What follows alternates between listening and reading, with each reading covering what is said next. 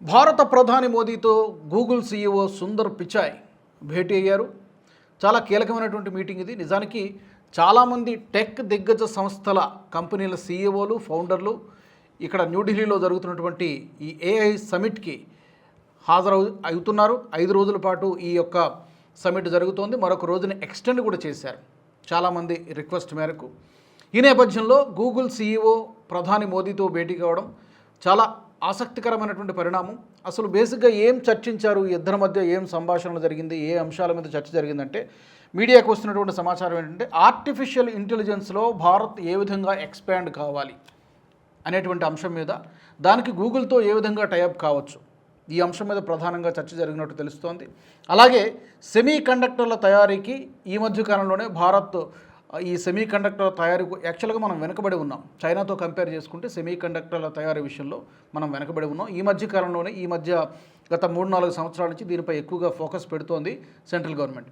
దీనికి సంబంధించి గూగుల్ నుంచి ఎలాంటి సపోర్ట్ తీసుకోవచ్చు, అలాగే డిజిటల్ మౌలిక వసతులు ఏ విధంగా బలోపేతం చేయాలి, ఈ అంశాలపై కూడా చర్చ జరిగింది. స్టార్టప్లకు ప్రోత్సాహం.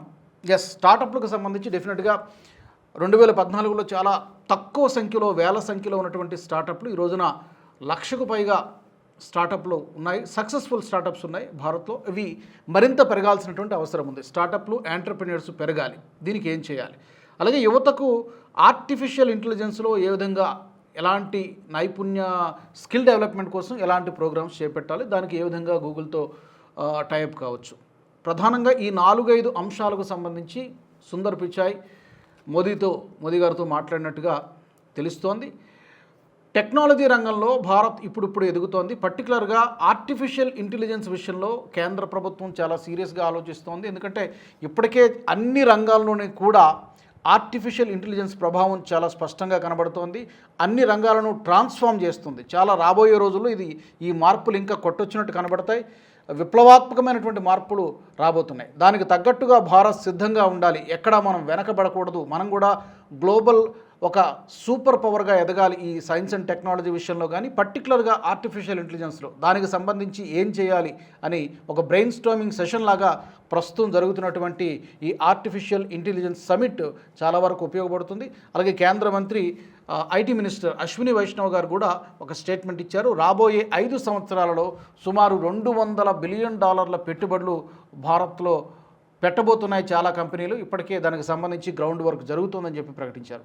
ఇట్స్ ఎ గుడ్ మూవ్, ఒక పాజిటివ్ మూవ్గానే కనబడుతోంది. మరి ఆర్టిఫిషియల్ ఇంటెలిజెన్స్ రంగంలో భారత్ ఇంకా ఎదగాలంటే ఏం చేస్తే బాగుంటుంది? తప్పకుండా మీ ఒపీనియన్స్ని కూడా కామెంట్ సెక్షన్లో పెట్టండి. ఈ వీడియో మీకు నచ్చినట్టయితే లైక్ చేయండి, 10 మందికి షేర్ చేయండి. అలాగే కామెంట్ల రూపంలో మీ అభిప్రాయాలను మాతో పంచుకోండి. Nationalist hub group of channels ను సబ్స్క్రైబ్ చేసుకుని తెలుగునాట జాతీయవాద జర్నలిజాన్ని ప్రోత్సహించండి. ఈ వీడియో కింద ఉన్న బెల్ ఐకాన్ పై క్లిక్ చేయడం మర్చిపోవద్దు.